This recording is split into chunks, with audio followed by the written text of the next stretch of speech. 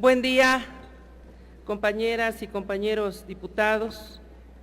Diputado presidente, quisiera su tolerancia para efectos de poder hacer en una sola intervención referencia a las reservas de los artículos 6, fracción 1 y 27, primer párrafo, así como del anexo 5 del proyecto de infraestructura productiva de largo plazo y el anexo 10, programa especial concurrente para el desarrollo rural sustentable.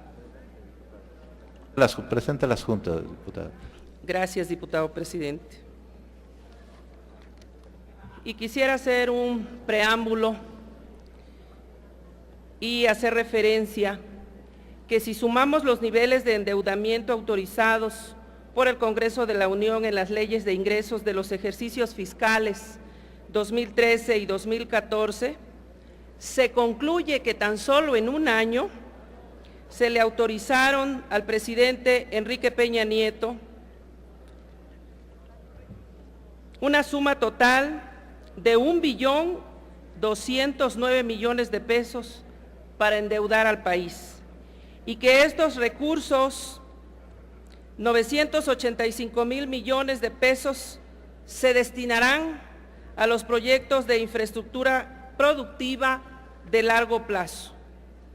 Es importante señalar que con estos niveles de aprobación de la deuda pública por el Congreso de la Unión de mayoría priista, se demuestra que el gobierno de Enrique Peña Nieto, con este ritmo de contraer deuda pública, interna y externa, tendrá los mayores niveles de endeudamiento que los sexenios panistas, y que es el primer presidente de la República en toda la historia que tan solo en un año es el que más ha endeudado a la nación. Esta afirmación se acredita cuando analizamos los criterios de política económica 2014 en la página 135 y concretamente en el apartado 4.4.3, referente a los requerimientos financieros del sector público en 2014, que se ubicarán en 4.1% del Producto Interno Bruto, cifra superior en 1.2% del producto al monto previsto para el 2013, lo cual obedece a un mayor déficit público. Es importante señalar que estos indicadores macroeconómicos de la deuda pública que se autorizará para el endeudamiento 2013-2014 o que se autorizaron no tiene nada que ver con los gastos que se autorizaron para hacer frente al costo financiero de la deuda pública y que para el ejercicio 2013 fue de 350.386.6 millones de pesos y para el 2014 es de 383.364.9 millones de pesos. El gobierno del presidente Enrique Peña Nieto también en tan solo un año pagará por el concepto del costo financiero, claro está, con el esfuerzo, el trabajo de los mexicanos, un monto de 733.750.9 millones de pesos, recursos superiores a los que se autorizaron para el FOBAPROA. Estos incrementos en el costo financiero de la deuda y otras erogaciones de 2013-2014 explican cómo los gobiernos neoliberales no tienen como prioridad destinar los recursos, por ejemplo, para educación, para salud, ciencia, tecnología, a la inversión productiva del campo, la industria, la vivienda, entre otros, y con ello estimular el mercado interno y apoyar a la pequeña y mediana industria. Estos recursos principalmente se aplicarán a los proyectos de infraestructura productiva de largo plazo y que en los últimos años se han destinado a las inversiones para la Comisión Federal de Electricidad, para que mediante este esquema se siga concretando la privatización silenciosa de la energía eléctrica del país, sobre todo porque, bueno, la principal fuerza política en la Cámara no quieren que se debatan ampliamente las partidas de los recursos destinados a proyectos de infraestructura productiva de largo plazo. La aprobación de esto se da casi en secreto para favorecer a empresas españolas, productoras y generadoras de energía eléctrica. Estas partidas tendrán que ser discutidas en el marco de la reforma energética y no aún con la aprobación del PEF 2014. Los recursos destinados a los proyectos de infraestructura productiva de largo plazo para el 2014 son excesivos y con ello solo se confirma que la privatización de la energía eléctrica ya se concretó y que con estos montos obligan a que se realicen las modificaciones del texto constitucional para que se garantice que el capital extranjero, de preferencia español, siga invirtiendo en estos esquemas y con los intereses de Salinas, Carlos Salinas, Pedro Aspe, el vicepresidente Luis Videgaray, Emilio Lozoya con el proyecto de Los Ramones en la construcción del gasoducto que alimentarán a estas empresas en el gas que será traído desde la ciudad de Texas para la generación de energía eléctrica. Han sido 30 años que el costo financiero del endeudamiento público no ha disminuido, al contrario, ha venido aumentando. La diputada está presentando varias reservas en un solo momento y tiene el tiempo necesario para hacerlo. Yo lo anuncié al inicio, les pediría su tolerancia, por favor. Gracias, diputado presidente.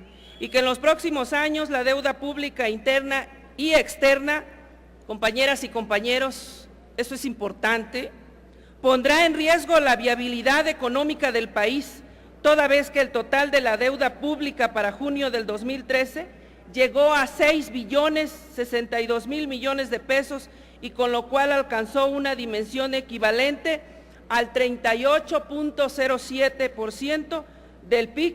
Este dato lo proporcionó la misma Secretaría de Hacienda en el primer informe semestral sobre el comportamiento de la economía mexicana.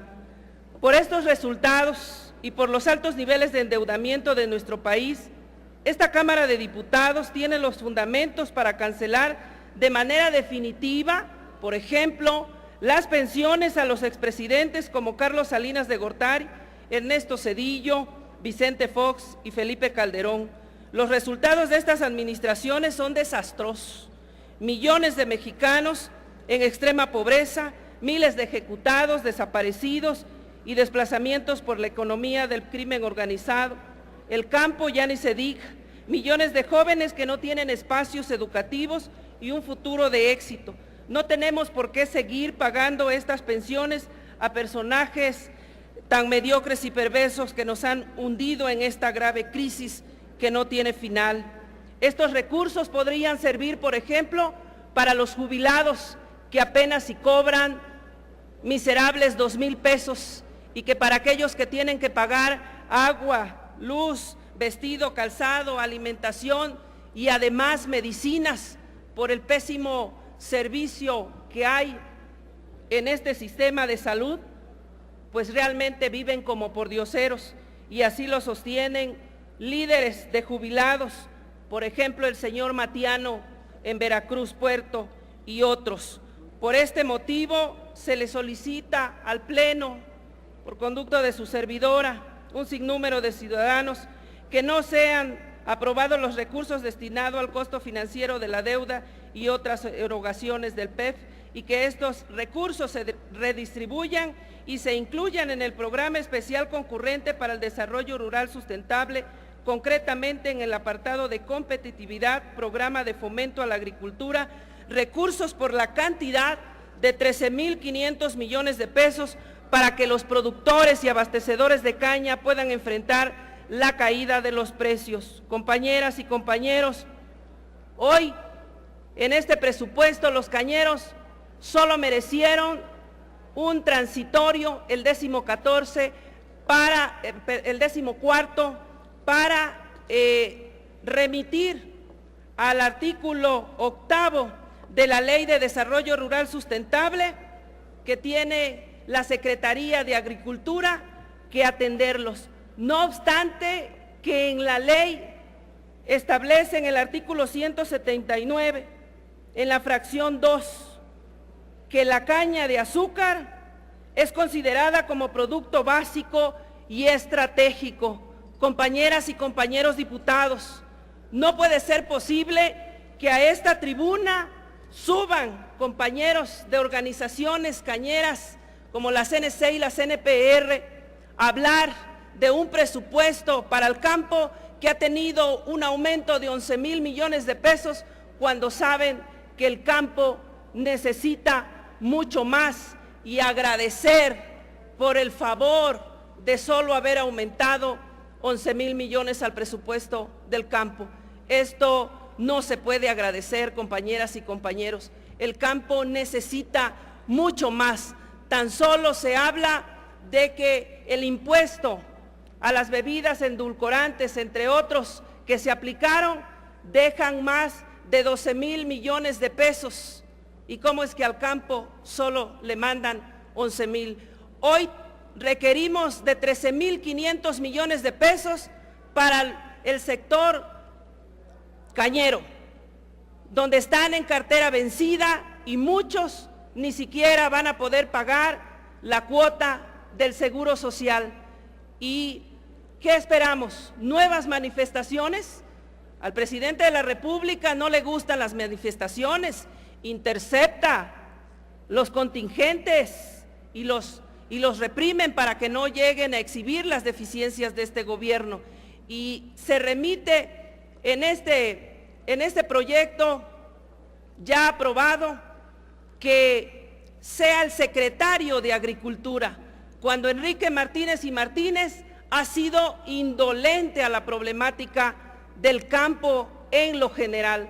Por ello es necesario que quede establecido como Procafé, entre otros muchos rubros que sí tienen montos.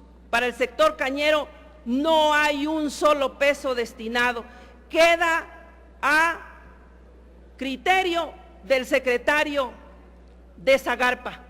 Si a él se le da la gana, habrá recursos para los cañeros, y si no, no. Por ello, aquí están compañeros diputados de las organizaciones y que han trabajado el tema, pero solamente allá en el campo es donde les van a ofrecer que sí se les va a apoyar, y estando acá no se hace lo propio. Hoy podrá aquí haber quien diga que hay otros rubros en donde se considera tecnificación y otros aspectos para el sector cañero, pero de manera concreta, aquí solo en un transitorio se hace referencia a los cañeros, no es de manera puntual estableciendo cantidades, y es aquí donde queremos ver el compromiso de aquellos compañeros diputados que se ufanan de estar en organizaciones cañeras, pero que aquí no los defienden. Tendremos que hacer mucho más por ellos. Así es que, diputado presidente,